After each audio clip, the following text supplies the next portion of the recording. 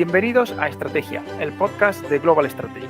Soy Alberto Bueno y en este nuevo episodio vamos a hablar una vez más en concreto sobre la OTAN y sobre la seguridad europea. Es ya un lugar común decir que vive en un momento histórico, crítico al mismo tiempo, y la necesidad de la reflexión sobre el contexto en el que se desenvuelve la seguridad en el continente, en la región, en el área transatlántica y también de la propia organización, está más que justificado. Y además estamos a las puertas de tener un nuevo concepto estratégico que en el momento de grabar este episodio pues saldrá previsiblemente en unos días de la cumbre que se celebrará en Madrid en junio de 2022. Como sabéis todos los que nos escucháis, en el episodio 34 del podcast tuvimos ya un monográfico sobre la OTAN y el nuevo entorno estratégico con el coronel Miguel Peco, y hoy vamos a seguir por esta línea y lo vamos a hacer siguiendo también esa novedad del episodio 32 sobre las ventajas estratégicas de la capacidad anfibia, el caso de España, el que fue a 4 manos o a 6, según se vea, con Josep Baqués y Samuel Morales. Pues hoy también repetimos este formato en el que tengo a dos expertos admirados, además tengo que decir, acompañándome en la tarde, que son Cristina Manzano, directora de ES Global, y Michele Testoni, profesor de Relaciones Internacionales en la University. Cristina, bienvenida. Muchas gracias, Alberto. Un placer charlar con vosotros. Y Michele, bienvenido. Hola, Alberto, y a todos. Gracias por la invitación. Un placer mío. Pues nada, a vosotros por vuestra altruista colaboración y generosidad. Sin vosotros que os dedicáis un rato, pues esto no sería posible, este proyecto. Así que más que agradecidos. Si os parece, vamos a entrar en materia directamente, vamos a charlar.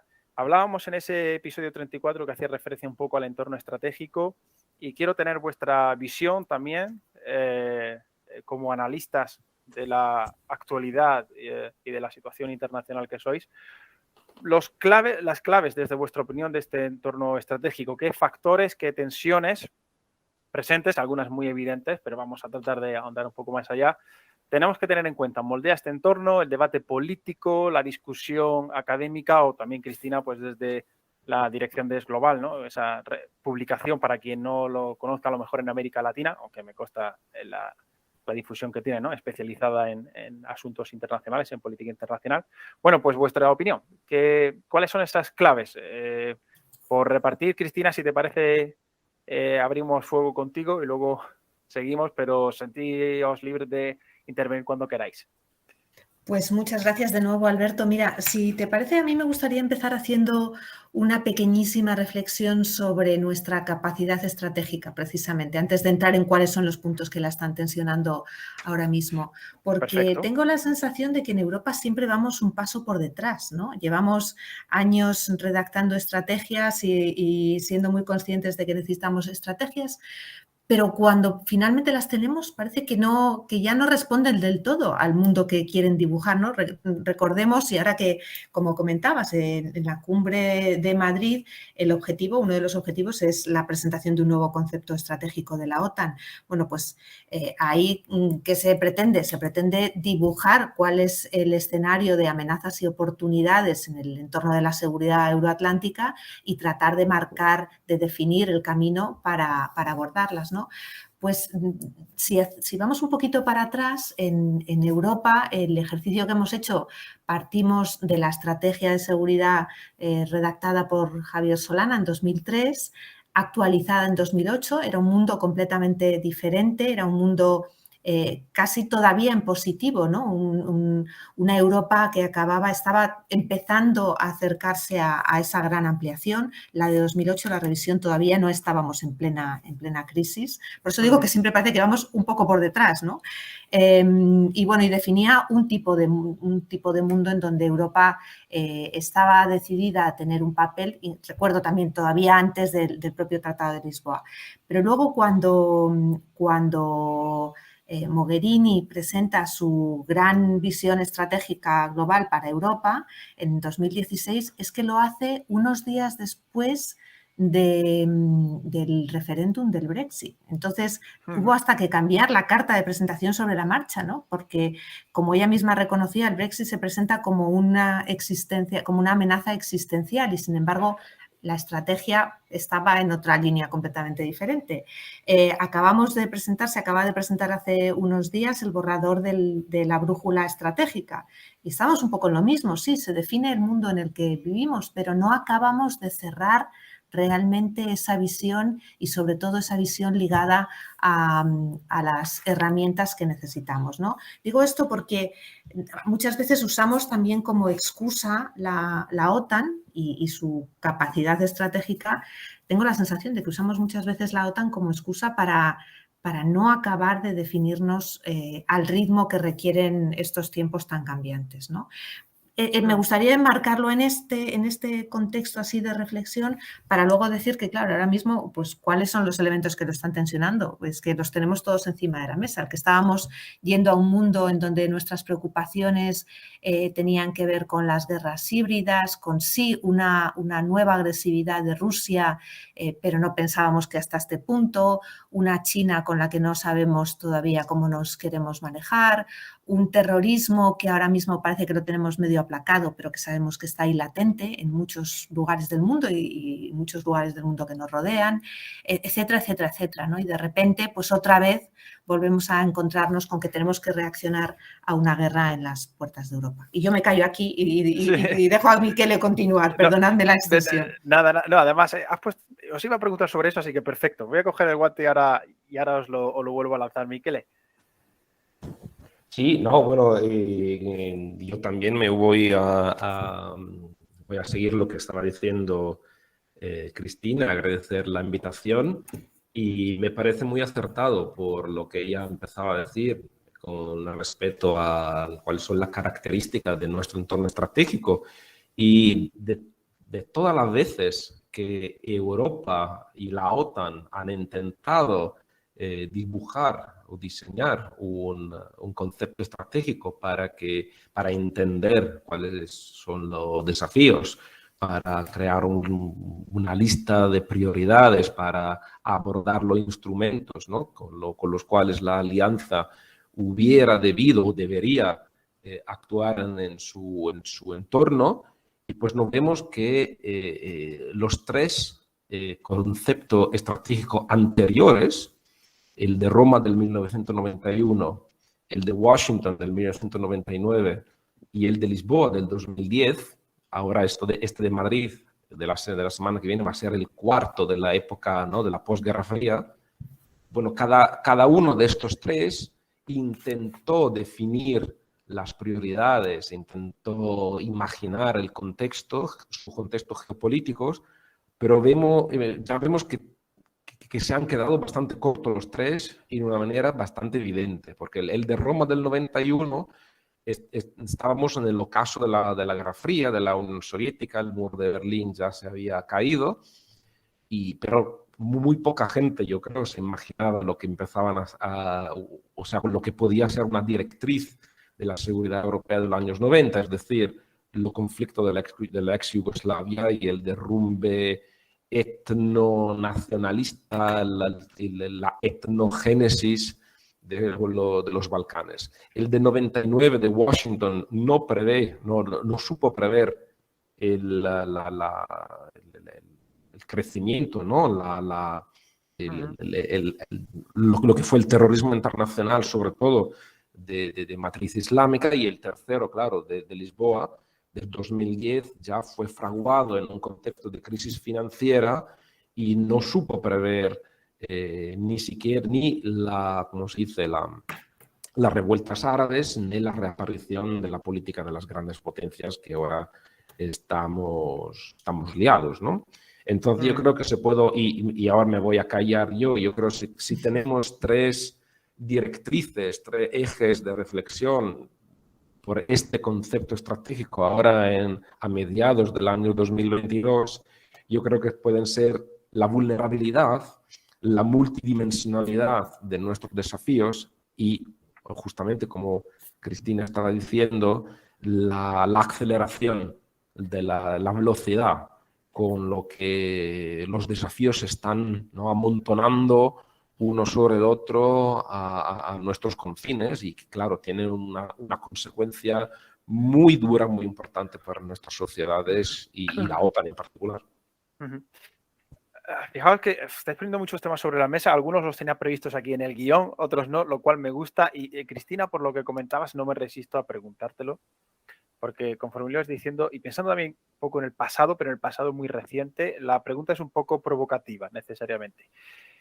Hablabas de la estrategia de la Unión Europea, luego esta brújula estratégica. En el plano OTAN, la Agenda 2030 de hace unos meses, estos documentos más recientes que tratan de servir para, bueno, de articular, ¿no?, un poco esta reflexión política, estratégica. ¿Crees que han nacido muertos precisamente por la guerra fundamentalmente por la guerra en Ucrania, ¿no? Pero un poco situando la pregunta en mayor profundidad, ¿no? Que el escenario se ha transformado tanto en unos meses que no nos sirvan realmente como guía, como instrumento para el debate que tenemos que tener ahora mismo. ¿Cómo ves, ya que comentabas precisamente esa, que me parecía súper interesante esa reflexión, ¿no?, esas ideas sobre los documentos, ¿tú crees que han perdido validez casi en el momento mismo de nacer? Pues mira, siento mucha curiosidad por saber qué se presenta finalmente en Madrid la próxima semana, porque efectivamente ha habido mucho debate y hay una agenda también, ¿no?, que se ha venido trabajando en los últimos meses. Y desde luego sí corremos el riesgo de que eso ocurra. Dicho eso, a mí me parece que estos ejercicios siempre son buenos, porque pararse a reflexionar sobre cuestiones de largo plazo, pararse a pensar en conjunto en organizaciones como esta, con actores tan diferentes, con miembros tan diferentes, con intereses tan diferentes, pero que al final acaban teniendo un objetivo común, en este caso, pues preservar la seguridad, ¿no? Siempre me parecen interesantes los ejercicios estratégicos. Me llama la atención que tantas mentes brillantes pensando juntas no lleguen a ver ese paso más allá o tradicionalmente no lo hayan visto. Hacía Miquel ahora el repaso también de los conceptos estratégicos de la OTAN y recordemos que en el último, en 2010, no aparece China para nada. Y sin embargo, antes de la guerra de Ucrania, una de las obsesiones del trabajo de este nuevo concepto estratégico es cómo gestionamos la amenaza que supone China para la seguridad occidental desde múltiples dimensiones, ¿no? Y es lo mismo también, por cierto, que se está discutiendo en Estados Unidos, en su propia estrategia de seguridad nacional, que ha quedado aparcada. Pero creo que contestando a tu pregunta muy concretamente, son válidos, pero no llegamos a que sean del todo lo suficientemente prácticos, por así decir, porque parece que siempre se están dejando algo en el tintero. Y en esta ocasión, desde luego, el desafío fundamental va a ser cómo mantener ese radar de la amenaza china, que está identificada como la principal rivalidad en términos de seguridad en todos los campos, digo, para Occidente ahora mismo, con tener una guerra en las puertas, con tener a Rusia con una voluntad de agresividad que estamos viendo es absolutamente destructiva. Miquel, ¿quieres añadir algo aquí? Se puede aportar algo, creo que es el hecho que estamos viviendo, y no es retórica, un momento nuevo que ninguno de nosotros, por razones anagráficas, nunca ha vivido. Es decir, la vuelta a una multipolaridad asimétrica, ahora todo el mundo habla de esto, y aquí no hay nadie que haya vivido, a lo mejor nuestros mayores antes de la Segunda Guerra Mundial, pero nadie se acuerda, ¿no?, quién está en el proceso de toma de decisiones. Nadie ha vivido un entorno estratégico como lo que estamos viviendo ahora, caracterizado por una gran imprevisibilidad, por una gran rapidez y dinámicas aceleradas por el cambio tecnológico, y por una capacidad que estamos viendo de muchos actores de intercambiar una faceta ideológica con una pragmática. Y yo comparto, Alberto, tu opinión, que estos documentos son más bien un ejercicio teórico por lo que se lee, este documento, este concepto estratégico será mucho más político y menos práctico, menos empírico, pero también comparto la opinión de Cristina, que es importante, ¿no? Hacer este ejercicio, intentar diseñar, intentar imaginar nuestra realidad. Esto es lo que, por ejemplo, vamos preguntando a nuestro alumno, le vamos pidiendo que dibujen, ¿no? Una realidad, que hagan ejercicios, y también los políticos, los actores que están, que tienen el poder, ¿no?, de tomar decisiones, es bien que lo hagan. Luego yo creo que hay una posibilidad de estar de tener una flexibilidad suficiente para quedarse un poco, ¿no?, lo más generales, para no abordar tan en el detalle lo que va a ser el entorno estratégico, y entonces poder manejar y poder intentar quedar, ¿no?, para flexibilizar nuestros documentos con lo que va a ser la realidad de nuestros días, de los años que vienen, por supuesto. Me parece interesantísimo lo que estáis comentando, porque no sé, sería como una suerte de extraer lecciones, ¿no? O los errores de los procesos anteriores, que creo que es algo sobre lo que tenemos que también, ¿no?, quizás pensar, ¿no? En este sentido, os pregunto si os atrevéis no sé, a dar unas pinceladas de alguna de esas lecciones aprendidas, podría decir, sobre este recorrido, precisamente estos errores. Fijaos que comentabais que China no aparecía pese a estar, o la estrategia europea justo después del Brexit. ¿Qué lecciones que creéis que puedan ser de utilidad para ya no solo la Cumbre de Madrid, sino por hacer por mirar a largo plazo, ¿no?, que puedan un poco orientar el proceso político y de decisión en la próxima década, como poco me atrevo a decir? ¿Qué creéis que hemos aprendido? If any, como diría aquel, ¿no? Si hemos aprendido algo. Hombre, tirando a ser optimista, uno espera que siempre hayamos aprendido algo, ¿no? Pero creo que lo que más hemos aprendido es que como ha mencionado varias veces Michele, que vivimos en unos tiempos tan acelerados que nos resulta muy difícil seguir el ritmo de los acontecimientos y ponernos un paso más allá, ¿no? Y porque en ese mismo proceso de aceleración y de cambio muy rápido, vemos también la reacción y la resistencia de las fuerzas tradicionales. Y este caso que estamos viviendo ahora yo creo que es el paradigma de lo que estoy diciendo. Estamos intentando visualizar un mundo en del que venimos acostumbrados a tener una potencia hegemónica. Sabemos que vamos a tener que lidiar con tener al menos de nuevo otras dos potencias hegemónicas. A mí no me gusta lo de la vuelta a la Guerra Fría ni a esos modelos del pasado, porque creo que la realidad no responde a eso, ¿no?, que vivimos en un entorno completamente diferente. Pero bueno, entiendo también que ayuda a situarnos en algunos mensajes y en algunas formas de hacer. Pero bueno, como digo, yo creo que ese es el desafío, ¿no? Un mundo en donde esta famosa contraposición, ¿no?, de democracias versus autocracias, de definir los valores que hemos considerado universales y los derechos que hemos considerado universales y que nos están cuestionando, etcétera, etcétera, con que de repente tenemos que enfrentarnos a la guerra en su sentido más clásico, a la guerra de botas sobre el terreno, tanques y misiles, y a la guerra de reconquista, por así decir, de un antiguo imperio, ¿no? Entonces, creo que esa es la gran paradoja de nuestro tiempo, el que nuestros intentos de mirar hacia el futuro y de pensar en ese mundo también se ven tirados hacia atrás por una realidad que todavía está muy arraigada en formas de hacer. Pero sí, yo creo que de todo se aprende, aunque no sea del todo útil siempre.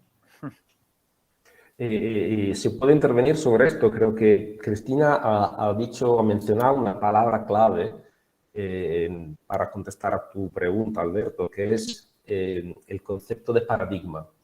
Los tres conceptos estratégicos anteriores, especialmente los primeros dos, ya con el tercero de Lisboa de 2010, vemos que esto se está un poco perdiendo fuerza. pero sobre todo lo de Roma del 91 y de Washington del 99 estaban encapsulados, formaban partes de una percepción, de un paradigma hegemónico del final de la Guerra Fría, de la globalización, del mundo unipolar, y que han, por supuesto, influenciado muchísimo el pensamiento, por lo menos de diseñar cuáles hubieran debido ser las prioridades, los instrumentos de la OTAN. Y segundo, nosotros sabemos, o deberíamos saber, recordar constantemente a nosotros que la especulación en general tendría que tener un recorrido, un objetivo de medio a largo plazo, mientras que la política en general es cortoplacista. Y cuando vemos a una mezcla, ¿no? A una interconexión, que yo creo que es muy positiva, que debería ir a más, entre los think tanks, los académicos, el mundo de los expertos, por un lado, y los políticos, del otro lado, hay ¿cómo se dice? Una influencia que a veces puede ser también tóxicas. Es decir, que en los documentos de los años 90 se reflexionaba lo que era un poco, ¿no?, el sentido común de esa época. En el 91, por supuesto, estamos ganando, pero no sabemos qué va a pasar después, lo que va a ser el futuro. Yo me acuerdo que había muchos en Occidente que tenían miedo al derrumbe de la Unión Soviética, ¿no? La famosa frase de queremos tanto a Alemania que queremos dos Alemanias y no una Alemania, ¿no? Esto era el climate de los años 90. En el 99, ¿no? Eso de la OTAN como el poliglobal, eso es un poco, ¿no?, todo lo que nosotros producimos en términos de reflexión, de diseñar lo que es nuestro entorno, cuáles son los ejes de acción, por supuesto está influenciado por lo que está pasando en la sociedad, en la realidad. Hoy, como decía Cristina, estamos en un cambio evidente de paradigma, que no es solo la economía, pero también las relaciones internacionales, la política, las polarizaciones de nuestras sociedades, en las nuevas generaciones, el appeal que países como China y también Rusia están ejerciendo sobre las nuevas generaciones.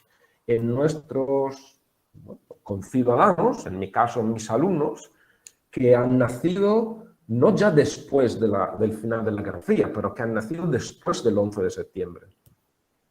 Y estas personas vi que son lo que, ¿no?, el futuro de nuestras sociedades, tienen, por supuesto, una clave de interpretación que me parece son bastante diferentes de las que son las nuestras. O hay un gap generacional importante que yo creo se irá a reflexionar, ¿no?, que va a fijar el nuevo concepto estratégico.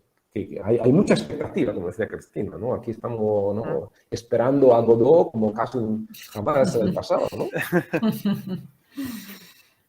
No sé si quieres, Cristina, añadir algo. No, estaba vale. escuchando muy interesada lo que estaba contando Michele.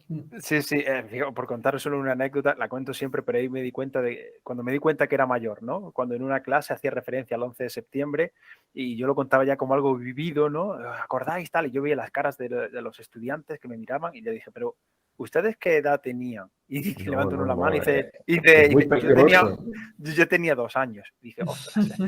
Y era el mayor del grupo. Dije, y esto es fundamental, ¿no? Lo de las nuevas generaciones. Bueno, perdón, la anécdota era inevitable. Habéis puesto sobre la mesa 2 cuestiones que me parecen interesantes, cómo vemos cómo se perciben esta situación y también la propia agenda. Entonces vayamos por partes. Se argumenta, se debate, se discute acerca de las distintas visiones, distintas culturas estratégicas, culturas políticas de los países miembros. Estados Unidos frente a Europa, Alemania, Francia, por sí mismo también entre sí, pero Alemania, Francia frente a los demás, nórdicos, bálticos frente a mediterráneos. Estas distintas visiones, percepciones de los países miembros de la OTAN aquí son una fortaleza por lo que puedan contribuir de polifonía, por decirlo metafóricamente, o son un problema ciertamente irresoluble que dificulta el avance. ¿Qué pensáis? ¿Quieres empezar, Miquele? Como quiera, vale. Sí. De acuerdo, pues como los romanos decían, la realidad está en el medio está virtus. Y creo que hay un poco de todo, es decir, que hay una cacofonía, en este caso estructural, porque una alianza de 30 países es normal que haya una cacofonía. Y aunque la agresión de Rusia a Ucrania lo ha un poco reducido. Y por otro lado, no me parece que esta cacofonía sea irresoluble. La política es, por supuesto, el arte del compromiso y creo que es un ejercicio que tenemos que seguir haciendo, ¿no? De cómo al final hay varios grupos de países que se van a juntar. Yo, por supuesto, me voy a juntar con el grupo del sur, del flanco sur del Mediterráneo. Y entonces, esta cacofonía se puede resolver, yo creo, con un esfuerzo colectivo de compromiso, de negociación y de saber, y esto no me parece que, no, para decirlo todo, esté efectivamente pasando, que hay muchas diferentes sensibilidades en la OTAN que necesitan ser reconducidas a un nuevo pacto transatlántico entre Estados Unidos, Unión Europea y Reino Unido. Sí. Son los del pacto transatlántico luego os preguntaré de la visión política. Bueno, entonces hablamos de sí, no adelantemos. No adelantemos. Cristina. Perdona, entonces. No, nada, Cristina. Coincido totalmente con Miquele. Esto es una alianza, hay socios en la alianza, hay visiones diferentes y esas visiones necesariamente tienen que representar intereses diferentes, pero no tiene por qué llegar a situaciones irresolubles, ¿no? El germen y el objetivo de cualquier alianza es al final poner puntos de vista diferentes en común para tratar de llegar a las mejores soluciones posibles. En unos casos la balanza caerá más de un lado que de otro, pero creo que no podemos olvidar que durante 70 años esto ha funcionado bastante bien, ¿no? Creo que en estos momentos hablabais de vuestros alumnos y de la no memoria que tienen necesariamente por sus edades, pero los que sí tenemos más memoria, hemos vivido la época de mayor paz y prosperidad en Europa en la historia. Eso no hay que olvidarlo y lo hemos hecho gracias a inventos como la Unión Europea y gracias también a la protección de la Organización Atlántica. Y creo que esto hay que recordarlo para que no se nos olvide. Ahora, lo que sí es interesante en el caso de la OTAN, que no es exactamente igual en el caso de la Unión Europea, es el tremendo desequilibrio entre los socios, sobre todo por uno de los socios. Porque aquí no se trata de, sí, somos todos iguales a la hora de votar, etcétera, etcétera, pero realmente los que tienen las capacidades son Estados Unidos, sobre todo. Es verdad que sí, que también Reino Unido, Francia, podemos estar hablando de capacidades nucleares, lo que queramos, pero el peso real de las capacidades militares las tiene Estados Unidos y también siempre ha tenido el liderazgo estratégico. Y aquí es donde ahora nos enfrentamos también a este nuevo cambio de momento, porque, insisto, ahora tenemos una guerra en las puertas, estamos viendo cómo lo atajamos, hemos visto que esa guerra ha propiciado primero un nuevo sentido a la organización y segundo un nuevo sentido de unidad, ¿no? No sabemos cómo va a durar, pero de momento creo que también hay que ponerlo en la mesa, esa capacidad para estar de acuerdo en la reacción. Sin embargo, a medio y largo plazo, el objetivo de Estados Unidos está en el Pacífico y habrá que ver cómo queda su interés para mantener y para seguir siendo el pilar de la seguridad en Europa. Y aquí, de nuevo, el balón tiene que recaer sobre nosotros europeos, ¿no? Si somos capaces o no de asumir esa autonomía de la que tanto nos gusta hablar y que todavía nos cuesta tanto arrancar. La verdad es que con estas respuestas, vamos, habéis puesto algunas de las piezas clave, ¿no? Yo me atrevería a decir, respecto a las distintas visiones políticas y la relación transatlántica. Los dos habéis tenido la tentación de lanzar el tema. Pues cojámoslo, que me parece oportuno. Creo que la pregunta la podemos dividir, ¿no? O la siguiente parte de la conversación, quizás en dos preguntas necesariamente conectadas, ¿no? Pero y a la par distintas. Por un lado diría si la OTAN como tal puede ser la herramienta de seguridad europea y cómo se complementa o cómo choca o no con la Unión Europea y su propia política de seguridad y defensa, pero centrándonos aquí en la OTAN, que es lo que, y en los socios y en los miembros y en esas distintas capacidades, ¿no? Y aportes que hace cada uno. Y hay un segundo tema que rápidamente aparece, ¿no? Que es el que señalaba Michele, si la relación transatlántica es cuán importante es o si es tan importante que hay que repensarla. Empecemos por la primera, si queréis. Son necesariamente abiertas, ¿no? O sea, muy amplias las preguntas, ¿no? Pero creo que merece la pena que poder decir algo. ¿Cómo, no sé si Cristina quieres ahora empezar tú? O... Sí, bueno, yo creo que no es que pueda ser, es que lo es. Es que ahora mismo la OTAN es la herramienta de seguridad europea, ¿no? Y es perdona, Cristina, ¿y crees que va a ir a más, ¿no? Dado precisamente este escenario con Rusia. En los próximos meses y próximos años, yo creo que sí, vamos, lo estamos viendo. De hecho, ha sido impresionante la reacción y el compromiso en algo que Estados Unidos llevaba demandando tanto tiempo, como es el famoso 2% de inversión, ¿no? en capacidades en la propia organización. Pues eso es algo que ha logrado Rusia, curiosamente. Por cierto, yo no sé si esa es la mejor manera de contribuir, pero lo ha logrado Rusia, ¿no? Entonces, si uno se compromete ya de entrada en estos próximos años a hacer esa inversión, pues desde luego la OTAN va a ser la herramienta.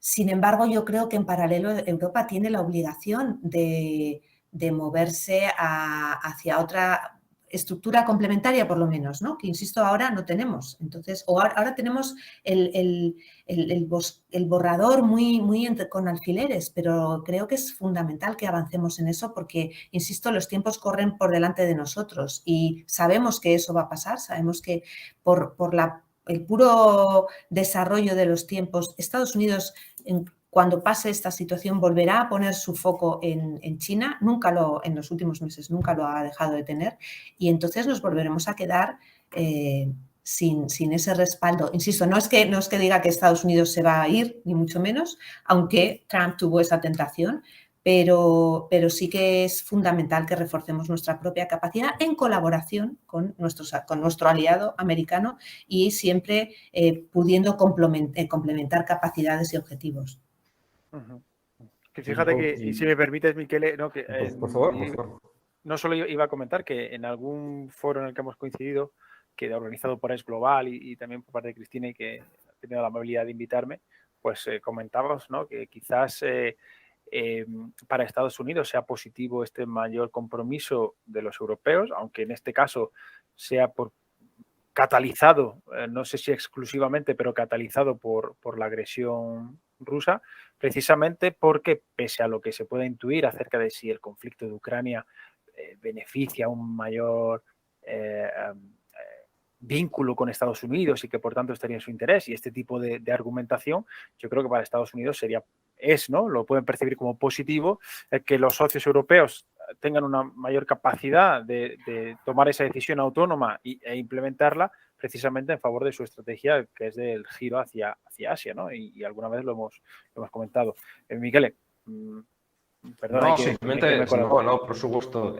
Simplemente para comentar que yo personalmente estoy un poco fastidiado cada vez que leo o escucho a cualquiera decir, ¿no? Fue la famosa frase de Macron que la OTAN está en una situación, está ha estado, estuvo, tal vez estará en una situación de muerte cerebral, porque esto es ¿cómo se dice? Es un poco un malinterpretar de manera a propósito, ¿no? La realidad. O sea, hablamos de una organización, otra vez, masiva, con 30 actores, con intereses diferentes, que van, por supuesto, ¿no? Reflexionando, cambiando de enfoque, cada uno avanzando su propio interés, su propia visión de su entorno estratégico. Entonces, es normal que haya a veces, ¿no? de maneras no hay que llegar hasta Trump, pero es normal que haya diferencias. Y entonces la OTAN siempre a lo largo de su vida, tanto en la Guerra Fría como después, ha encontrado su manera de hacer, ha sabido lo que eran sus tareas, ¿no? Luego lo ha hecho bien, lo ha hecho mal, esto es otra cosa. Segundo, que quería comentar, pues yo soy, por supuesto, un pro-atlantista y creo que la OTAN es el instrumento de defensa, no el único, pero seguramente el principal de nosotros europeos. No hay ningún tipo de incentivo racional para no duplicar cadenas de mandos, capacidades, ya que son limitadas. Entonces, la OTAN es la defensa europea. Pero yo estoy siempre un poco, ¿cómo se dice? Estoy un poco siempre al tanto. No sé cuánto al final esta historia que Estados Unidos agradece un papel mayor por parte de la Unión Europea al final sea verdad.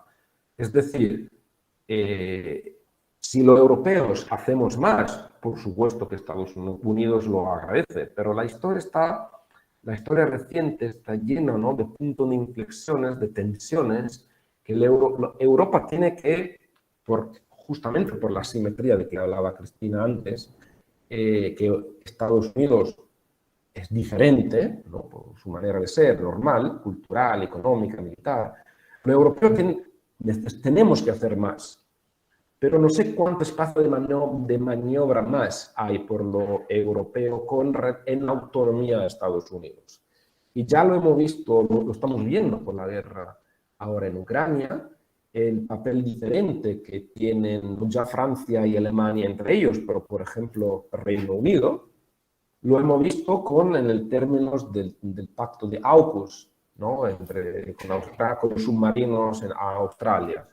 Entonces, una Unión Europea más activa, por supuesto que yo creo que Estados Unidos quiere más Unión Europea, pero no sé cuánto eso es un término de fricción que tenemos de que hablar de los años que vienen, seguir hablando.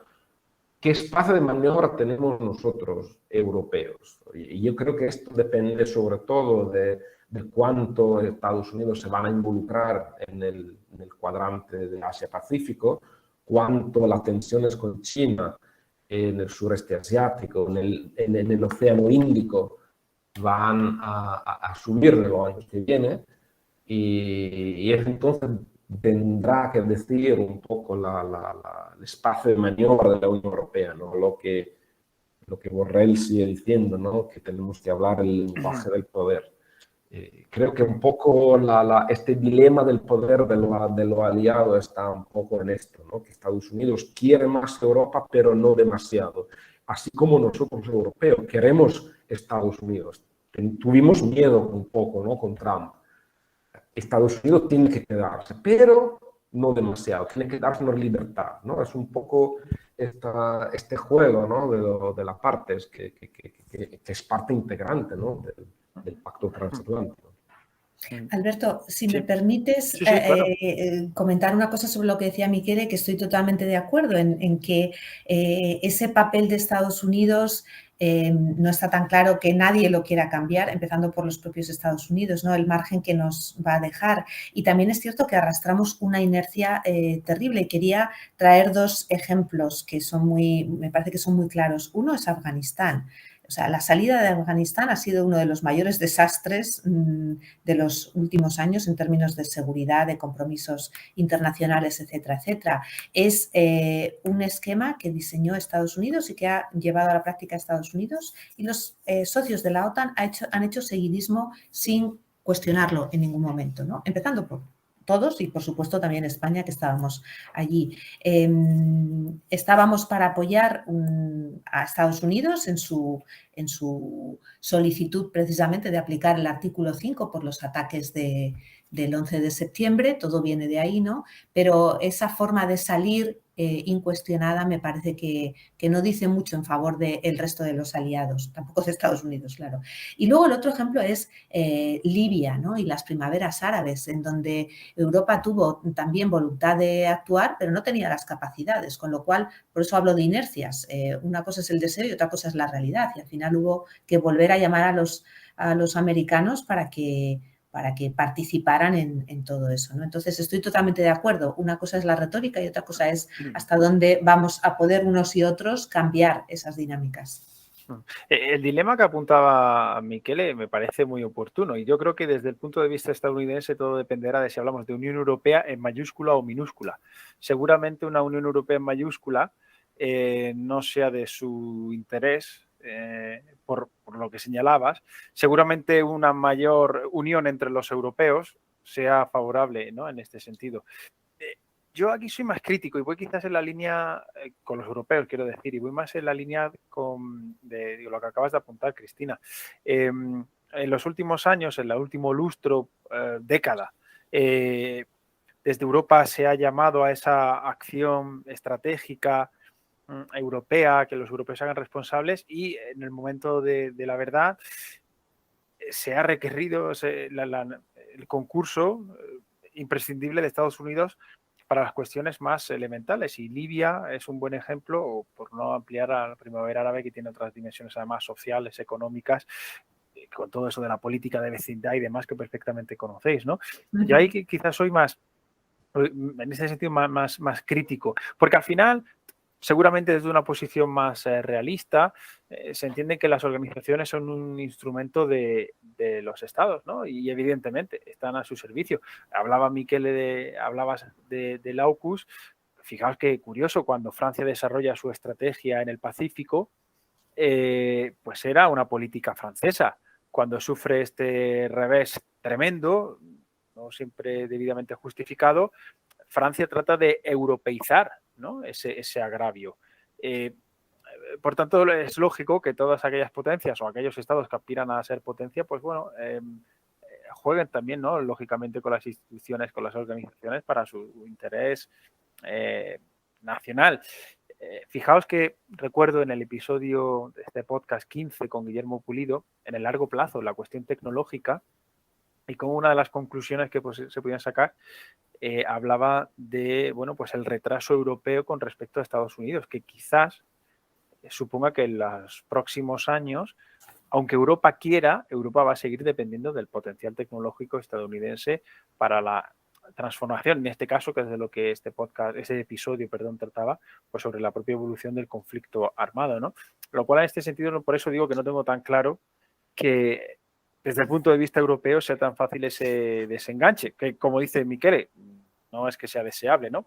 Pero aquí creo que las políticas europeas necesitarían, en fin, ahondar, profundizar en algunas de sus líneas de acción. Intuyo, no sé si compartís o disentís de Correcto, para mí correctísimo.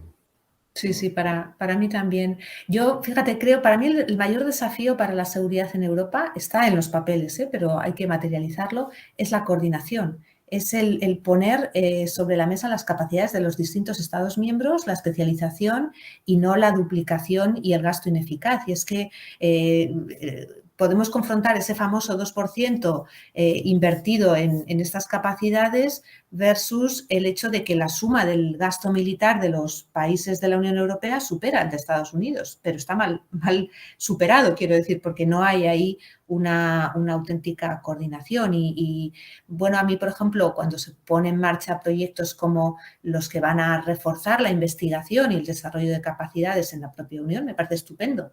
Es un primer paso, pero hay que avanzar más rápido, porque al ritmo que está previsto en esos planes, pues no vamos a llegar realmente, no estamos llegando, ¿no?, a poder reaccionar ante crisis y cada vez tenemos delante más crisis más urgentes.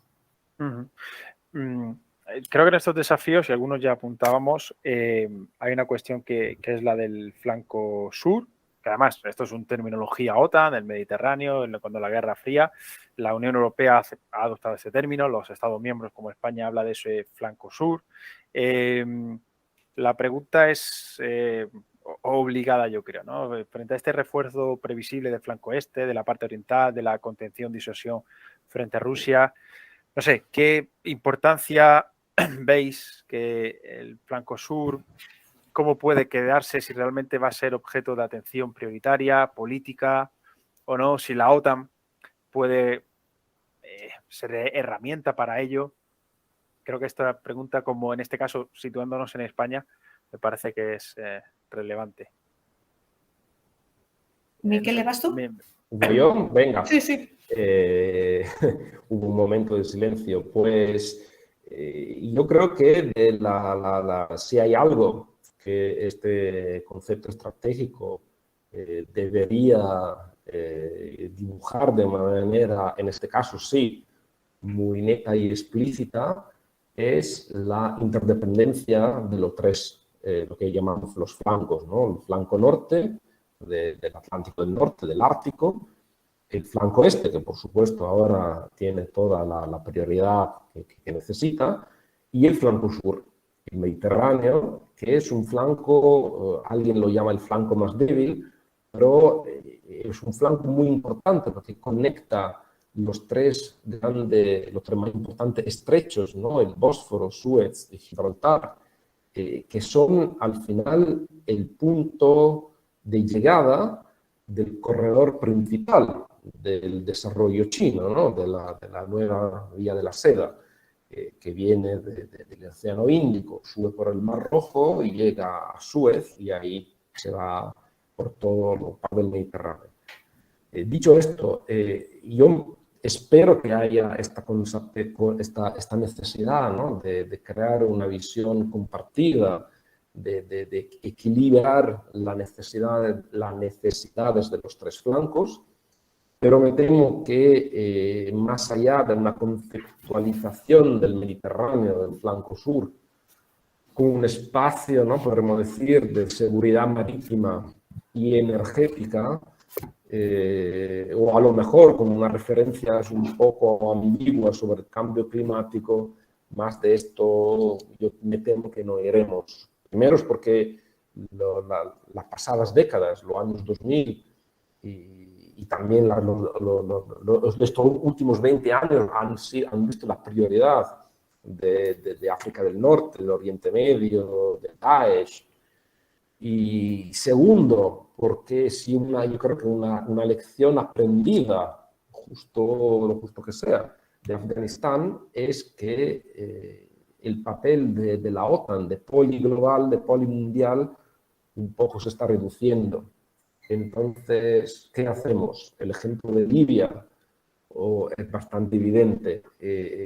Francia se ha ido de Malí. Ahora está, ¿no? Se dice, de los mercenarios de la Wagner en Malí. ¿Qué hacemos? ¿No? Nos vamos a enfrentar en una nueva intervención fuera de área para hacer ¿qué? ¿Cuál es el objetivo estratégico, el punto de caída político en enviar boots on the ground? Y esto, claro, esto crea una secuencia una serie de consecuencias que, por supuesto, van a determinar el papel del flanco sur. Y entonces esto significa cómo abordar las persistentes asimetrías políticas, demográficas, de desarrollo económico, religiosas, desde luego, la presencia de actores no estatales, el terrorismo, ¿no?, latente que mencionaba Cristina antes. Entonces, yo tengo poca expectativa.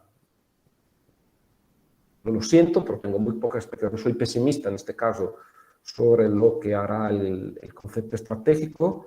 Creo que hay en este caso un espacio de maniobra para los tres, por lo menos, los tres grandes actores del área, España, Italia y Francia, para crear un sistema de mini multilateral, se puede decir así, de intervención, de seguridad, de gestión de la seguridad colectiva en el área del Mediterráneo.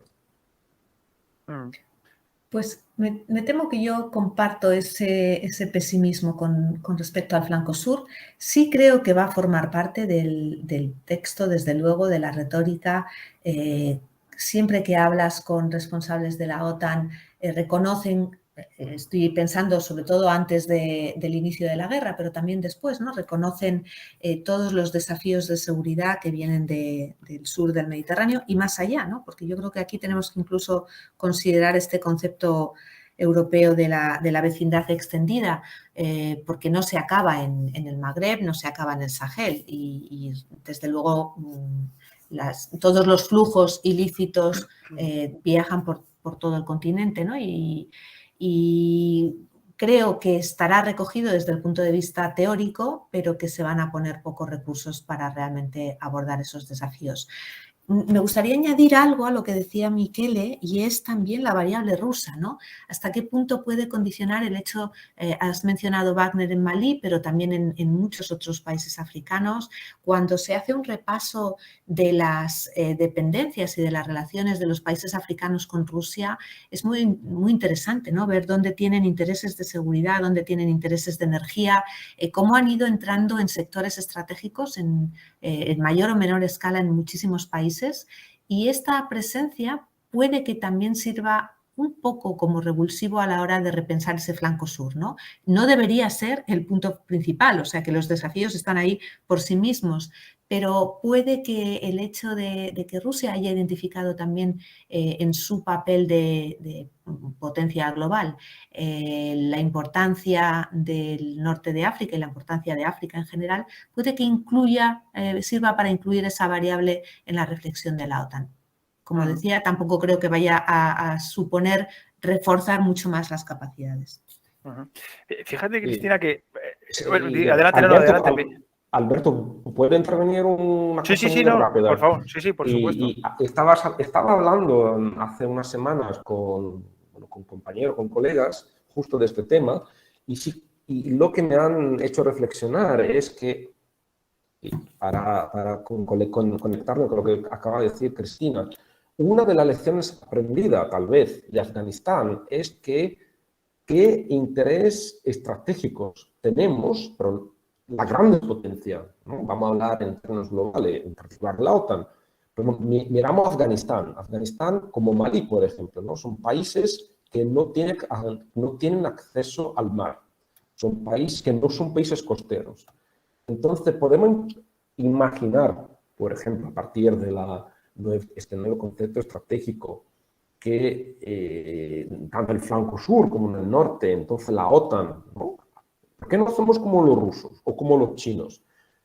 Que a lo mejor no es muy politically correct, ¿no? Es decir, pero y si dejamos atrás los países que no tienen acceso al mar y nos focalizamos en los países costeros, porque al final, si vamos a un mundo global multipolar, donde tal vez la competición marítima y naval va a subir de relevancia, pues entonces nosotros tal vez lo que tenemos que mirar es controlar, ¿no?, los grandes hubs de las relaciones marítimas, militares, comerciales, en términos navales, ¿no?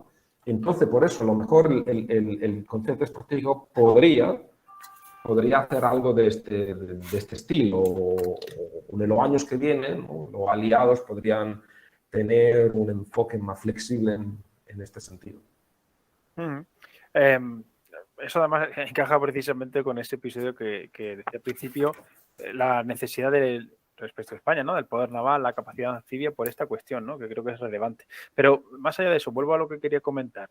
Cristina, porque con lo que decías de Rusia en el Sahel, fíjate que yo, y es un temor, no es una idea que tenga muy pensada y matizada, o sea que esto, pero no solo estoy de acuerdo contigo, sino que yo añado este temor, ¿no? Que reconociendo la importancia que tiene el que potencias como Rusia o China, ¿no? Pues estén presentes en esta, la que debía ser, ¿no? Esa área de interés, ¿no? Pues para España, para el sur europeo.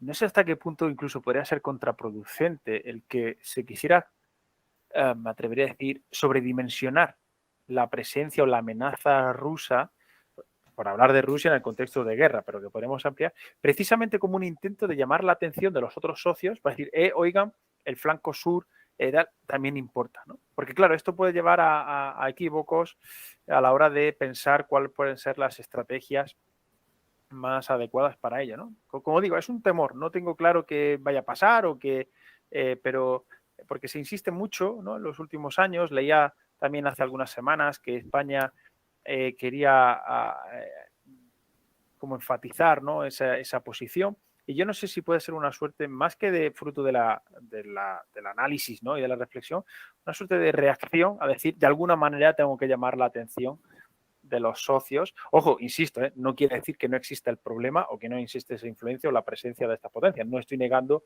ese punto, pero sí la importancia o la relevancia o la capacidad de influir cierta sobre los actores de la región, etcétera, ¿no? Ya te digo, es un temor a lo que comentabas, Cristina, Sí, que me suscita.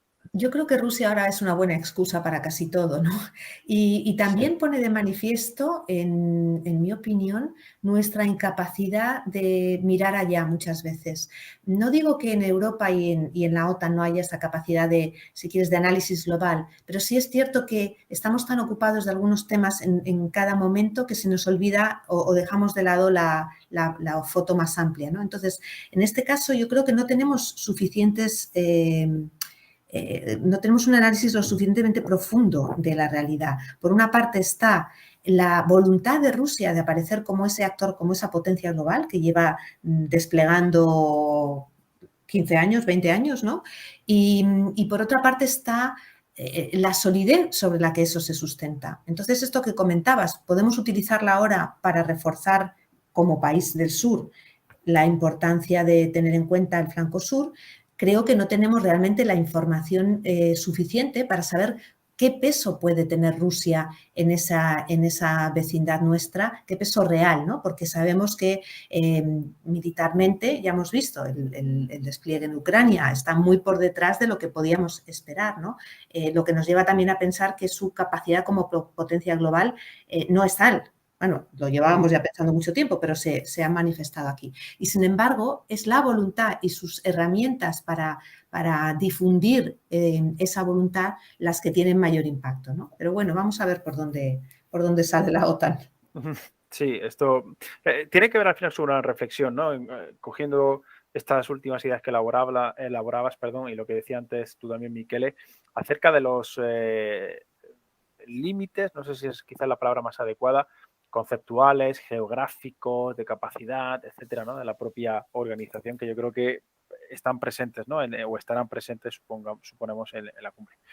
Nos alcanzamos la hora casi y para cumplir con lo prometido, solo una última cuestión.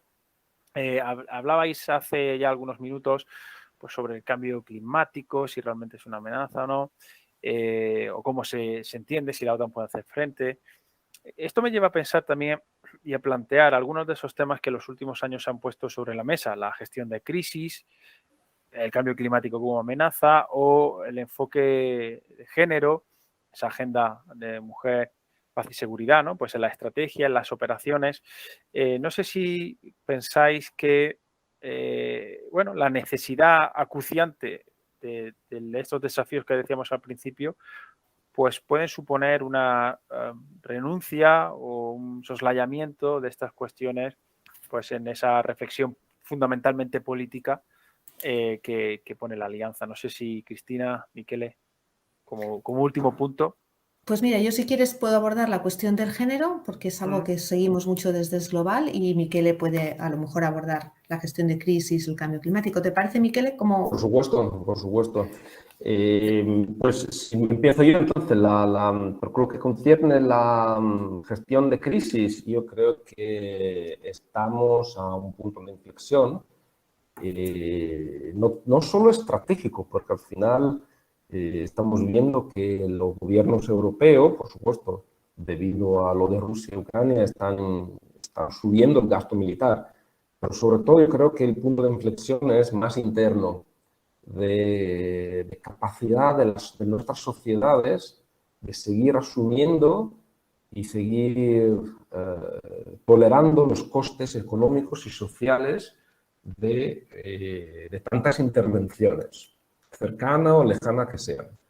Y en este caso yo creo que también por hablando como todos hacemos, ¿no? Con compañeros, con colegas, yo creo que me parece normal o lógico que razonable, venga, me parece razonable que el objetivo de gestión de crisis se vaya un poco poniendo un poco al margen, ¿no? del enfoque transatlántico y se dé en este caso más prioridad a un concepto de cooperación de seguridad, ¿no? Entonces, de reforzar los vínculos con otros países, amigos, aliados, en nuestro vecindario principal, que sea el norte de África, en el Oriente Medio o en el sureste asiático, por ejemplo, Australia, ¿no? Australia creo que es el caso principal.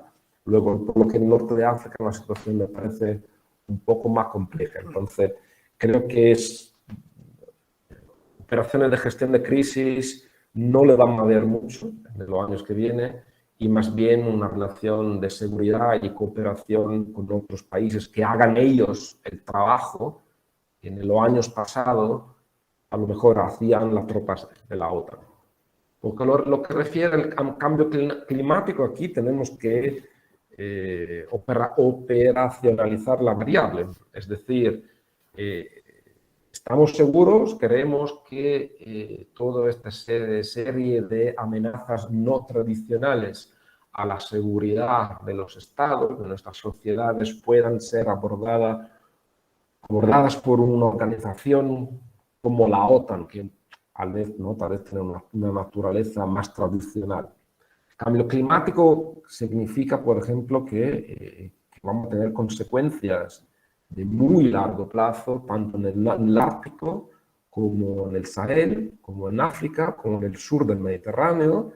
Significa que movimiento de poblaciones, significa una mayor presión demográfica, significa una cascada de efectos que pueden, por ejemplo, como hemos visto a raíz de las primaveras árabes, ¿no? De la guerra en Libia y en Siria, amenazas diferentes, dimensionales, que se refieren a actores no tradicionales, no estatales, que pueden poner nuestras sociedades, ¿no? En dificultad, ¿no? Que puede tensionar aún más nuestra polarización, nuestra sensación de cansancio, ¿no? Es decir, entonces yo creo que, o sea, la respuesta en teoría sería que no, el cambio climático, ahora hay que hablar de cambio climático, pero ¿qué hace la OTAN como el cambio climático? Pues, por ejemplo, podría seguir haciendo una cooperación de seguridad para que las Fuerzas Armadas de seguridad de esos países más afectados por el cambio climático actúen más y sobre todo mejor. Pero eso más allá de esto, me parece que vamos más a una retórica o a temas que hay que hablar, porque tal vez no son de competencia de la OTAN, sino de un sistema multilateral más amplio, ¿vale? Pues Cristina, con el otro tema que habíamos dejado ahí. Pues con el tema de la perspectiva de género sí que es de esas cuestiones que me temo que están quedando totalmente rezagadas en las discusiones ante la vuelta un militarismo agresivo y a un concepto de guerra tradicional, ¿no? ¿Por qué digo que se está quedando atascada? Porque hasta hace poco formaba parte activa en las discusiones. ¿Por qué tiene interés la OTAN en incluir una perspectiva de género? Bueno, primero porque ha decidido hace tiempo apoyar la agenda, como mencionabas, la agenda de mujer, paz y seguridad lanzada por Naciones Unidas hace unos años, ¿no?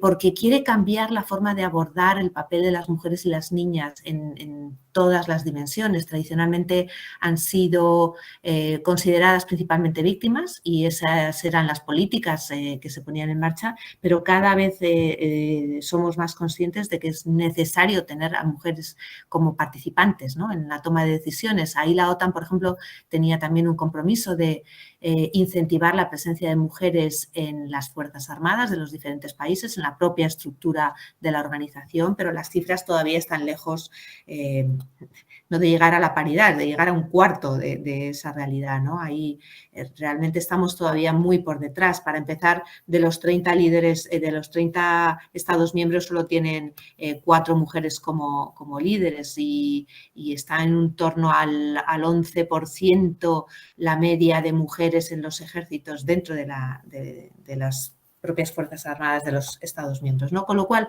están los desafíos de cambiar la visión y dejar de tratar a las mujeres solo como víctimas, pero sobre todo de incorporar la participación de mujeres en las negociaciones, en los diseños de las políticas, en los diseños de las estrategias. Esto que estaba muy asumido, que de hecho la OTAN tiene una oficina de género que ha sido muy activa, pues me temo que no lo estamos viendo, igual que estamos viendo una vuelta a la testosterona más tradicional en toda la cobertura que se está viendo de la guerra de Ucrania. Bueno, fijaos que además estas últimas aportaciones reflejan también muy bien este momento crítico, ¿no?, donde esos distintos equilibrios, balances, ¿no?, a los que está sometida la organización y todo su entorno. Creo que, bueno, superamos la hora. Creo que ha sido un episodio interesantísimo. De los temas que hemos abordado, sin duda alguna, bueno, daría para muchísimo más. Cada uno de ellos casi prácticamente para un episodio en particular. Por mi parte, recomendar a todos los que nos escuchan, por supuesto, las publicaciones de Es Global sobre esta cuestión y las actividades que organizan.